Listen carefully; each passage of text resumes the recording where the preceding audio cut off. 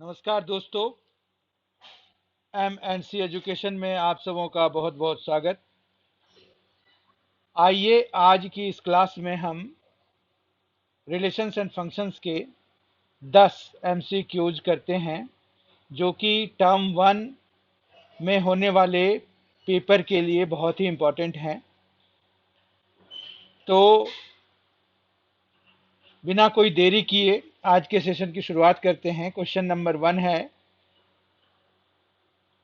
let R be a relation on the set n of all natural numbers be defined by R is equal to AB, A is equal to B plus 5 and B is greater than 4।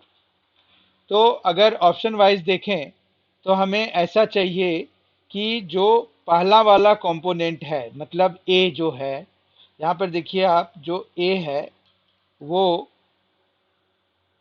B से 5 ज़्यादा होना चाहिए। मतलब first component second component से 5 greater होना चाहिए। तो पहला वाला देखिए 5 7 है, नहीं है।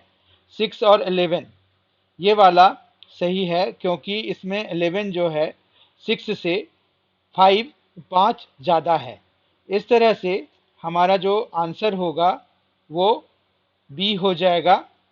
सी अगर हम देखें तो 10 और 16 है, तो 6 ज़्यादा है।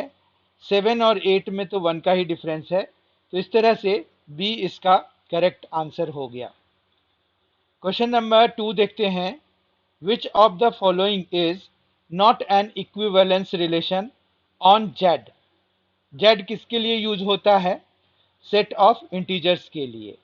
तो आपको यहाँ पर ये बताना है, which of the following is not an equivalence relation on the set of integers. A R B implies and implied by। ये जो सिंबल होता है, इस तरह का जो सिंबल अगर आप देखते हैं कहीं पर, तो इसका यही मतलब होता है कि implies एंड implied by। ठीक है, ये टू वे होता है। तो इसमें ध्यान रखिएगा कि दोनों का सही होना जरूरी है, या कहिए कि दोनों एक दूसरे से रिलेटेड होते हैं। जो इसके लेफ्ट साइड में है और जो उसके राइट साइड में है, मतलब ये वाला जो सिंबल है इसके लेफ्ट साइड में जो है और राइट साइड में है, दोनों एक दूसरे को इम्प्लाई कर रहे होते हैं। तो यहाँ पर है A R B implies and implied by a plus B is an even integer. अब यहाँ पर हमें ये देखना है कि इनमें से कौन जो है वो इक्विवेलेंस रिलेशन नहीं है इंटीजर पे। तो यहाँ पर देखिए a प्लस बी अगर एक इवन इंटीजर है तो a प्लस ए भी एक इवन इंटीजर होगा हमेशा, चाहे वो कोई भी इंटीजर हो, इवन इंटीजर लें या ऑड इंटीजर लें, क्योंकि इसकी वैल्यू कितनी हो जा रही है, 2a हो रहा है। तो यहाँ पर 2 होने की वजह से ये हमेशा आपको क्या दे जाएगा, ये एक इवन इंटीजर दे जाएगा। तो ये जो है रिफ्लेक्सिव तो है क्योंकि ए बिलोंग्स टू आर है, रिलेशन में बिलोंग कर रहा है ए पेयर।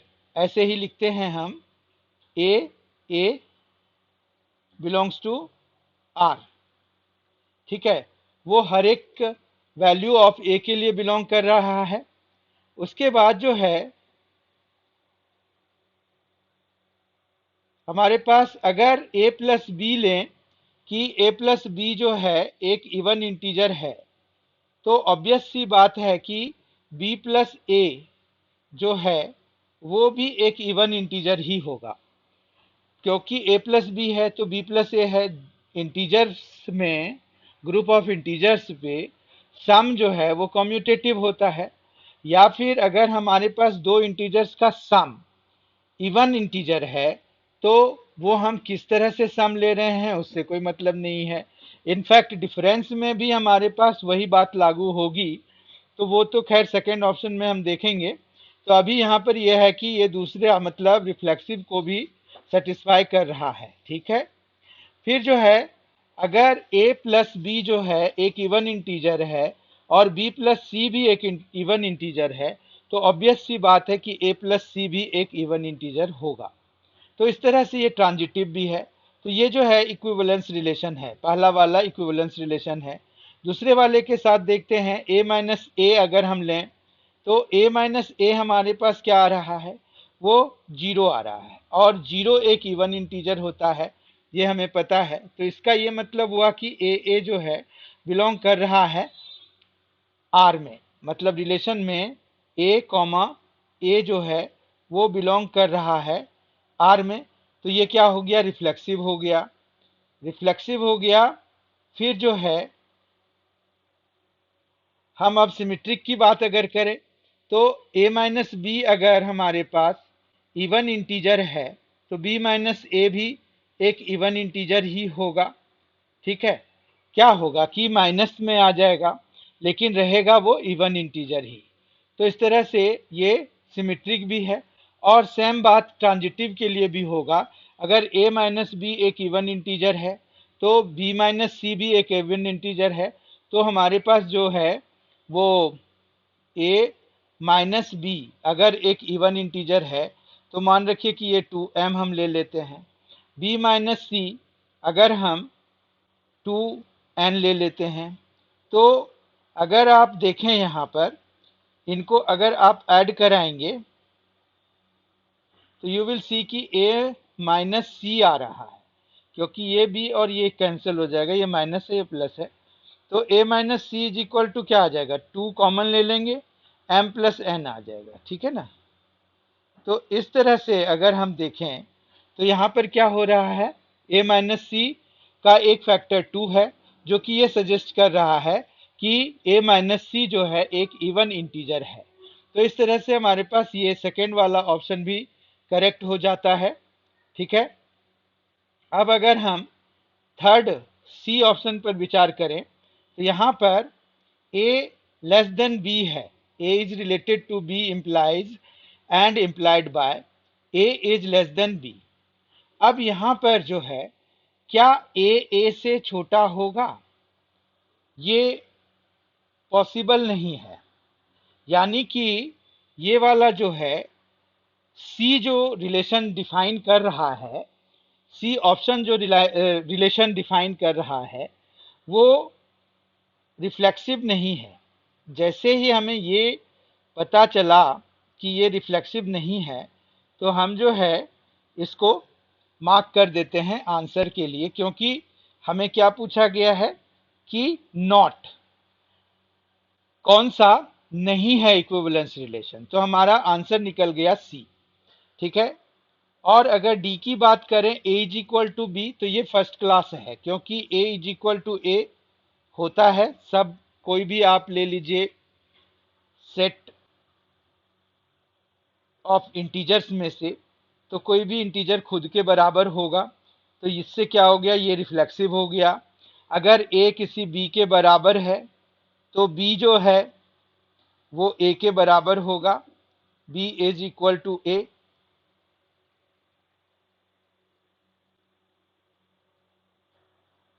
तो ये सिमेट्रिक भी हो गया। और अगर a b c तीन ले लेते हैं कि a जो है b के बराबर और b जो है c के बराबर, तो a c के बराबर हो जाएगा। तो इस तरह से वो ट्रांजिटिव भी है। तो जो डी ऑप्शन है वो भी हमारा इक्विवेलेंस रिलेशन ही डिफाइन कर रहा है। तो इस तरह से हमारा ऑप्शन जो सी है वो करेक्ट हो जाएगा इसके लिए। ठीक है, क्वेश्चन नंबर 3 देखते हैं। R is a relation on the set Z of integers and it is given by x r y implies and implied by। देखिए यहाँ पर भी वही सिंबल आ रहा है आपके पास, ये implies and implied by का सिंबल है। तो इसमें क्या है कि x related to y implies and implied by modulus of x minus Y less than equal to 1 then r is. तो यहाँ पर अगर हम देखें तो x माइनस एक्स, मतलब अगर हम सेम लें तो x r x की बात करें अगर, तो इससे क्या निकल रहा है कि x माइनस एक्स, तो ये तो जीरो होता है। अगर ये जीरो होता है तो इसका ये मतलब हो गया कि ये सही है क्योंकि ये लेस देन इक्वल टू 1 को सेटिस्फाई कर रहा है। तो यानी कि एक्स का क्या मतलब हुआ कि ये रिफ्लेक्सिव तो है। ठीक है, अब हमें देखना है कि सिमेट्रिक है कि नहीं है। तो अगर x माइनस वाई जो है, x माइनस वाई का मॉड जो है वो अगर लेस देन इक्वल टू 1 है, तो ऑब्वियस सी बात है कि y माइनस एक्स का भी यही हाल रहेगा। मॉड अगर ले रहे हैं तो लेस देन इक्वल टू 1 ही आएगा, यानी कि ये सिमेट्रिक भी है, रिफ्लेक्सिव एंड सिमेट्रिक है ये। अब देखना है कि ट्रांजिटिव है कि नहीं है, क्योंकि अगर आप ऑप्शंस पे बहुत ध्यान से गौर करें तो यहाँ रिफ्लेक्सिव एंड ट्रांजिटिव है पहला ऑप्शन, दूसरा ऑप्शन है रिफ्लेक्सिव एंड सिमेट्रिक, तीसरा है सिमेट्रिक एंड ट्रांजिटिव, और चौथा है एन इक्विवेलेंस रिलेशन। तो हमारे पास रिफ्लेक्सिव एंड सिमेट्रिक आने की वजह से बी ऑप्शन तो करेक्ट हो गया है, ये बी ऑप्शन हमारा करेक्ट हो गया है। पर ऐसा भी हो सकता है कि यह एक इक्विवेलेंस रिलेशन हो, तो वो भी चेक करना जरूरी है। तो उसके लिए हमें क्या करना पड़ेगा, जैसे x माइनस वाई है, अगर लेस देन इक्वल टू 1 है, y minus Z less than equal to 1 है, तो हमारे पास क्या ये x माइनस जेड जो है लेस देन 1 होगा। तो ये जरूरी नहीं है, क्योंकि हमारे पास यहाँ पर जैसे अगर कुछ ऐसा ले लें कि ये है 7 और ये है -6, ठीक है, तो 7 -6 अगर ले लेते हैं, फिर हम जो है लेस देन इक्वल टू 1 की बात कर रहे हैं, तो हमारे पास अगर यहाँ पर 6 माइनस अगर 5 ले लेते हैं, ये लेस देन इक्वल टू 1 है, या 6 ले लेते हैं, तो भी अगर आप देखेंगे तो ये जो है सेटिस्फाई हो रहा है। मतलब यहाँ पर अब जो है 6 और -5 अगर कराएंगे तो 2 हो रहा है। देखिए 7 -6 क्या हो गया, लेस देन इक्वल टू 1 हो गया। इसी तरह से 6 -5 भी लेस देन इक्वल टू 1 हो गया, लेकिन 7 -5 तो लेस देन इक्वल टू 2 होगा, क्योंकि उसका आंसर आ रहा है 2। तो इस तरह से ये इक्विवेलेंस रिलेशन तो नहीं हुआ। ठीक है, तो इस तरह से ये रिफ्लेक्सिव एंड सिमेट्रिक रहा। तो हमारा जो बी ऑप्शन है वो करेक्ट हो जाएगा। आई होप आपको ये समझ में आ गया होगा, ये एग्जाम्पल 7 -6 और 6 -5 से, कि ये जो है 7 -5 होना चाहिए, 7 -5 के उसमें होना चाहिए कि वो 1 से छोटा आना चाहिए, पर कोई गारंटी नहीं है। इनफैक्ट यहाँ पर 7 -5 जो है वो 2 के बराबर आ रहा है। ठीक है, तो इस तरह से हमारा जो ऑप्शन यहाँ पर करेक्ट है वो है बी, रिफ्लेक्सिव एंड सिमेट्रिक। ठीक है, क्वेश्चन नंबर 4 देखते हैं। क्वेश्चन नंबर 4 है the relation R defined on the set A 1 2 3 4 5 by r a b a square minus b square is less than 16 is given by। अब देखिए यहाँ पर अगर हम रिलेशन ए पर डिफाइन कर रहे हैं, तो इसमें जो ऑर्डर्ड पेयर है आपके पास ए बी, उसमें क्या होना चाहिए, जो ए और बी की वैल्यू है वो सारी हमें 1 से 5 तक ही लेनी है। ठीक है, तो अगर, और वो भी इस डेफिनेशन के हिसाब से कि उनका जो स्क्वायर का डिफरेंस है वो हमारा 16 से कम होना चाहिए। ठीक है, तो अगर हम देखें रिलेशन को, अगर हम लिखना शुरू करें तो हम इसको कैसे लिख सकते हैं।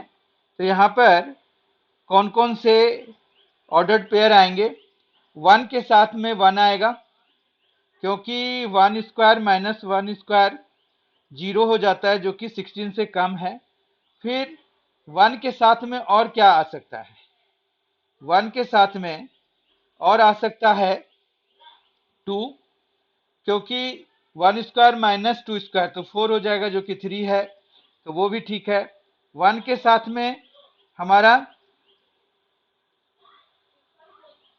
3 भी आएगा, क्योंकि 1 स्क्वायर माइनस 3 स्क्वायर, तो वो जो है इस तरह से 1 स्क्वायर माइनस 3 स्क्वायर 8 हो जाएगा। और भी बहुत सारे आएंगे, लेकिन अब हमें चेक करने के लिए एनफ है। देखिए यहाँ पर 1 1 है लेकिन 1 2 नहीं है, इसलिए ये वाला इसको रिप्रेजेंट नहीं कर रहा है रिलेशन को। 1 स्क्वायर माइनस 2 स्क्वायर 1 2, 1 2 इसमें भी नहीं है, और 1 2 अगर आप देखिए तो इसमें भी नहीं है। इस तरह से हमारा जो करेक्ट आंसर हो जाएगा वो क्या हो जाएगा, डी हो जाएगा। आप भी इसको साथ साथ सॉल्व कर सकते हैं। आप वीडियो पॉज करके इसको सॉल्व करने का प्रयास कीजिए। खुद से प्रयास करेंगे तो ये ज्यादा अच्छे से समझ में आएगा। अब हम देखते हैं question number 5। Let R be the relation over the set of all straight lines in a plane such that L1 or L2 implies and implied by L1 perpendicular to L2 then R is। तो यहां पर हमें relation पता करना है कि वो symmetric है, रिफ्लेक्सिव है, ट्रांजिटिव है या एक इक्विवेलेंस रिलेशन है। तो अगर हम यहां पर देखें तो L1 परपेंडिकुलर टू L1 अगर लिखेंगे तो ये सरासर गलत होगा, क्योंकि कोई भी लाइन खुद के परपेंडिकुलर नहीं हो सकता है। तो इस तरह से ये रिफ्लेक्सिव नहीं हो सकता, मतलब सेकेंड ऑप्शन हमारा गलत हो जाएगा। ठीक है, फिर अगर हम L1 परपेंडिकुलर टू L2 लेते हैं तो इसका सीधा सीधा कॉन्सिक्वेंस जो है हमारे पास ये होगा कि L1 तो L2 परपेंडिकुलर टू L1, यानी कि L1 L2 belonging to R implies L2 L1, यही हुआ ना इसका मतलब। तो ये जो है हमारा सिमेट्रिक है। ठीक है, सिमेट्रिक है, ये पता चल गया। और अब देखो ट्रांजिटिव के लिए हमारे पास क्या है कि L1 परपेंडिकुलर टू L2 है, L2 परपेंडिकुलर टू L3 है। अगर हम ऐसा लेंगे तो हमारे पास जो है L1 और L3 पैरेलल हो जाएंगे। ठीक है, यहां पर जैसे L1 perpendicular to L2 and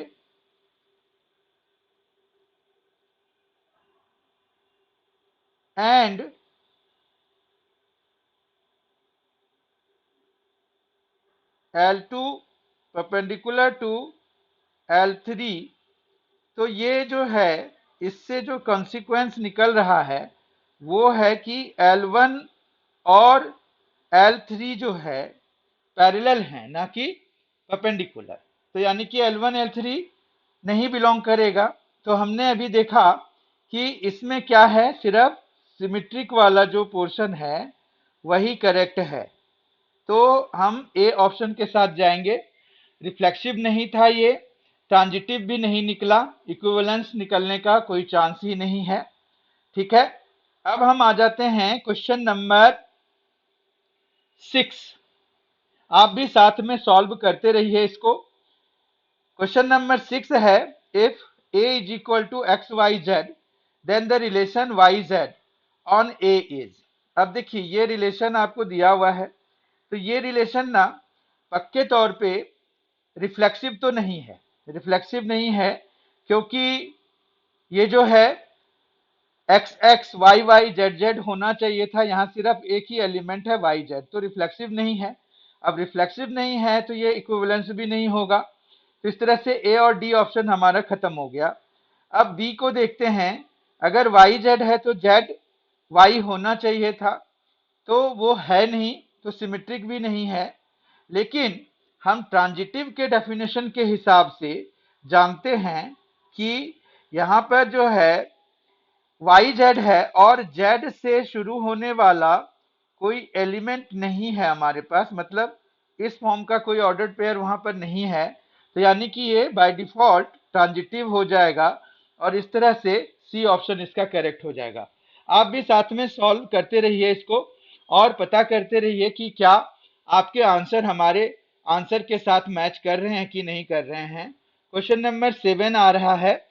question number 7 है, if A is equal to 2 3 4 5 से लेकर 17 18, मतलब 2 से 18 तक है, लेट कॉन्ग्रुएंसी का साइन है ये वाला, और be the equivalence relation on A cross A, Cartesian product of A with itself. तो ए क्रॉस ए से तो हमें पता ही है, itself defined by A B congruent to CD if and only if AD is equal to BC.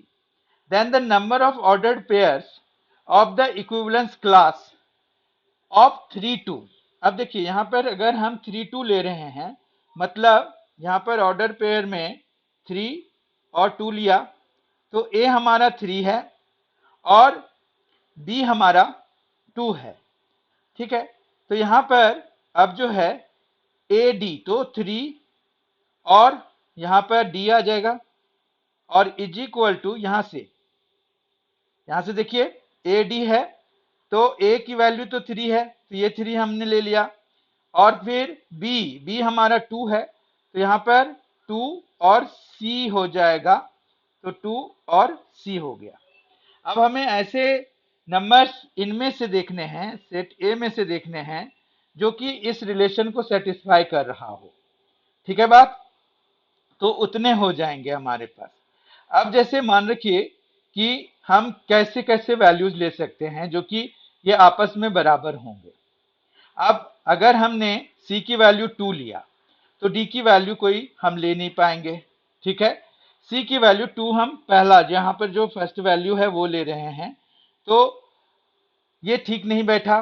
3 लेंगे तो 2 3 जा 6 हो रहा है, तो D हमारा 2 हो जाएगा, तो 3 2 तो यहाँ पर है ही हमारे पास, तो ये 3 2 खुद भी एक हो गया हमारे पास, तो ये वाला तो है ही, ठीक है। उसके बाद 4 पर आइए, अगर 4 लेंगे तो 3 से तो 4 कैंसिल होता नहीं है, तो D की कोई वैल्यू आएगी नहीं हमारे पास, समझ रहे हैं आप।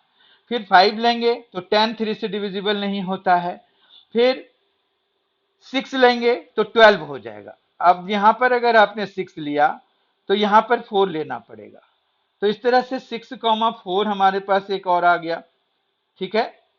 फिर और देखते हैं कि क्या आएगा। यहां पर C की वैल्यू अगर 7 लेंगे तो 14 3 से डिविजिबल नहीं होता है, C की वैल्यू 8 लेंगे फिर से 16 डिविजिबल नहीं होता है, फिर 9 लेंगे तो 18 हो जाएगा, यहां पर 9 अगर हम लेंगे तो 18 हो जाएगा, तो ये 6 आ जाएगा, यानी कि हमारे पास एक और पेयर आ जाएगा 9 और 6 का, ठीक है। फिर 10 लेंगे तो 20 जो कि 3 से डिविजिबल नहीं है, फिर 11 लेंगे तो 22 वो भी नहीं है, 12 लेंगे तो वो 3 से डिविजिबल हो जाएगा क्योंकि 24 है, तो हमारे पास यहाँ पर 12 और 8 भी एक पेयर आएगा, 12 और 8 एक पेयर आ गया, ठीक है। फिर 13 26 हो जाएगा जो कि 3 से नहीं है, 14 28 हो जाएगा, नहीं है, फिर 15 तो यहां पर अगर C 15 लेंगे तो हमारे पास ये 10 हो जाएगा, ठीक है, ये समझ में आ रहा है। फिर 16 काम नहीं करेगा, 17 काम नहीं करेगा, 18 काम करेगा, 18 में ये 36 हो जाएगा, तो D 12 हो जाएगा, तो 18 और 12 आ जाएगा हमारे पास। और अब 18 के आगे हम जा नहीं सकते, तो बस यही है। अब यहां पर ऑर्डर्ड पेयर को काउंट कर लीजिए, ऑर्डर्ड पेयर्स को काउंट करिए, 1 2 3 4 5 और 6, तो 6 हो गए। इस तरह से सी ऑप्शन हमारा करेक्ट हो जाएगा। आप अपने आंसर के साथ इसको मैच कराइए, देखिए क्या मिल रहा है।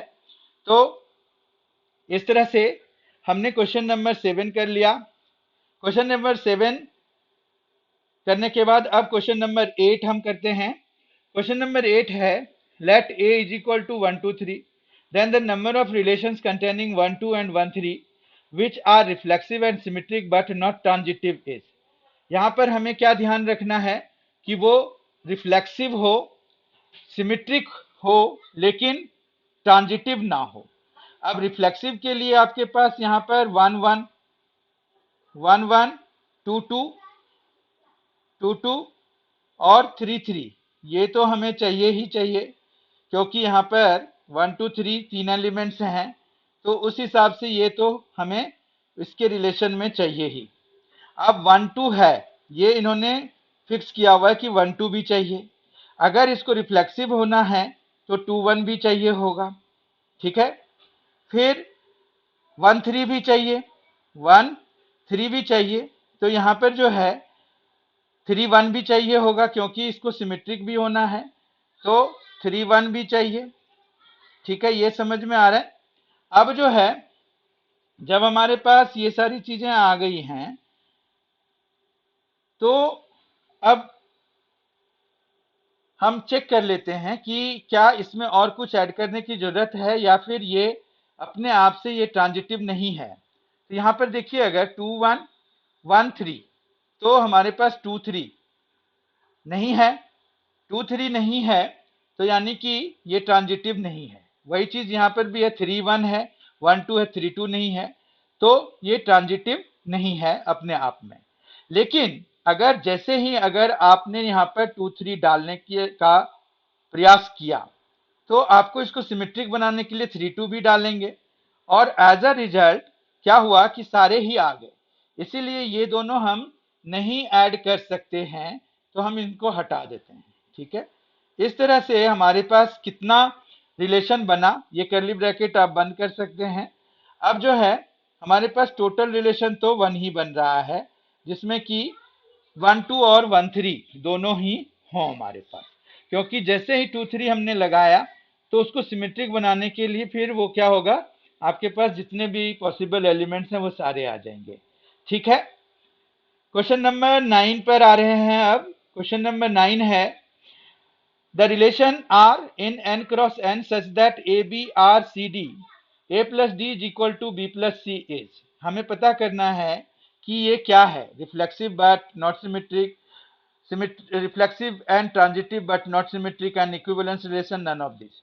तो हम यहां पर सारे ही निकाल लेते हैं। अब मान रखिए कि अगर आपके पास A B R A B करना है, तो यहां पर क्या हो जाएगा, यहां देखिए ए प्लस डी हो रहा है, मतलब ए प्लस बी हो जाएगा। ये फर्स्ट और फोर्थ लेना पड़ेगा, और दूसरे में बी प्लस सी यानी कि बी प्लस ए लेना पड़ेगा। तो हमें पता है कि ए प्लस बी जो है वो A plus B is equal to B plus A हो जाएगा। तो ये तो सही है, यानी कि हमारा ये रिफ्लेक्सिव तो है, ठीक है, रिफ्लेक्सिव तो है, कोई दिक्कत नहीं है। अब हम दूसरा चेक करते हैं कि अगर हम A B R C D ले लेते हैं तो हमें क्या मिलेगा। तो A B R C D तो हमारे पास ये है ही, तो हम जो है C D R A B ले लेते हैं। तो यहां पर C D R A B ले लिया, तो इससे क्या आएगा, हमारे पास सी प्लस बी आएगा, सी प्लस बी आएगा, और डी प्लस ए आएगा।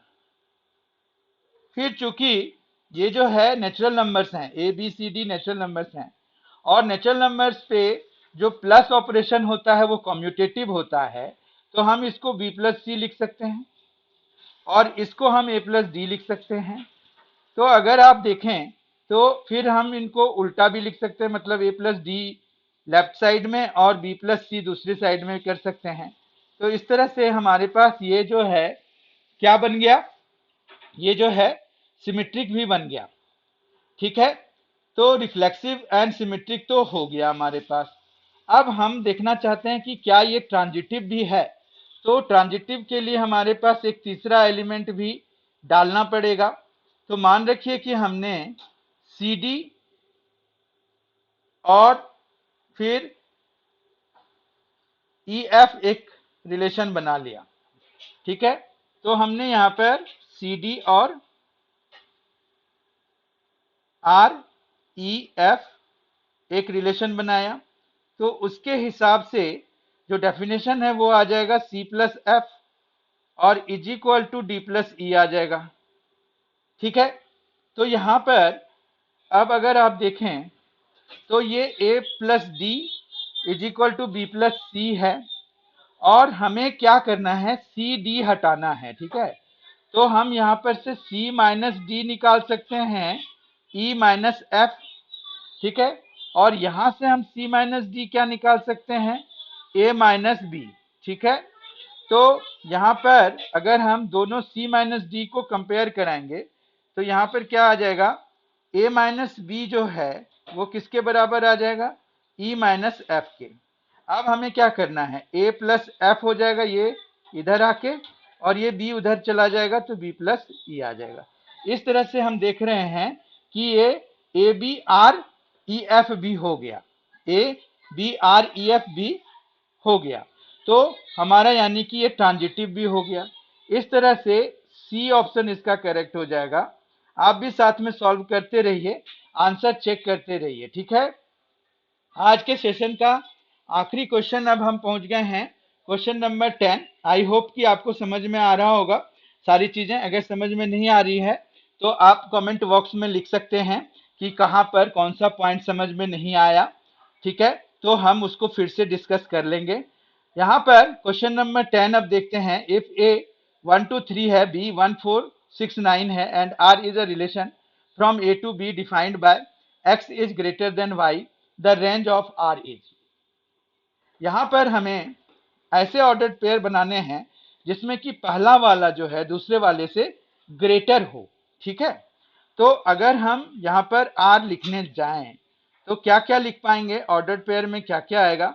यहां पर 1 नहीं आएगा क्योंकि 1 हमारा जो है 1 से 1 इस वाले में से ए टू बी है ना हमारा, तो बी के किसी भी एलिमेंट से इसका जो 1 है वो बड़ा नहीं हो सकता है। तो हम 2 से शुरू करेंगे, 2 2 के साथ में क्या आएगा, 1 आएगा। ठीक है, बाकी और कोई नहीं आएगा। फिर हमारे पास यहाँ पर 3 पे आएंगे, 3 का भी 1 आएगा, 3 का भी 1 आ जाएगा। ठीक है, तो अगर आप इसका यहाँ पर क्या निकालने के लिए कहा है, रेंज, तो किसी भी रिलेशन में जो रेंज बनता है वो सेकेंड वाले एलिमेंट से बनता है। और यहाँ पर जो है देखिए सेकेंड एलिमेंट सिर्फ 1 है। इस तरह से अगर हम ऑप्शन की तरफ देखें तो सी ऑप्शन करेक्ट हो जाएगा। आई होप आपने भी यही सॉल्व किया होगा, अगर नहीं किया है तो अपने आप को करेक्ट कर लीजिए। और इस तरह से आज हमने 10 बहुत ही महत्वपूर्ण एमसीक्यूज किए जो कि आपको टर्म 1 में बहुत ही हेल्पफुल होगा। तो आप इनको जरूर देखिए, और अगर कुछ समझ में नहीं आया है तो कमेंट बॉक्स में लिखिए। हम इसी तरह के सेट के साथ टाइम एंड अगेन आपके सामने में आते रहेंगे। आप उन सभी को देखिए, आपकी तैयारी बहुत अच्छी हो जाएगी। तब तक के लिए thank you so much, thank you so much for being with us. और जिन्होंने सब्सक्राइब नहीं किया है अभी तक एमएनसी एजुकेशन को, please do so, MNC education को सब्सक्राइब कर लीजिए और बेल आइकन भी प्रेस कर दीजिए। उसमें भी ऑल ऑप्शन ओपन रखिए ताकि आपको जो अपकमिंग वीडियोस हैं एमएनसी एजुकेशन के, वो उसकी जानकारी मिलती रहे जिस समय, मतलब एकदम एट द मोमेंट जैसे ही अपलोड होगा वो आपको उसकी जानकारी मिल जाएगी, अगर आप बेल आइकन में ऑल ऑप्शंस ओपन रखेंगे तो इसी विचार के साथ थैंक यू सो मच। बहुत अच्छे से प्रिपेयर कीजिए, बहुत ही जल्द हमारी मुलाकात होगी। Thank you.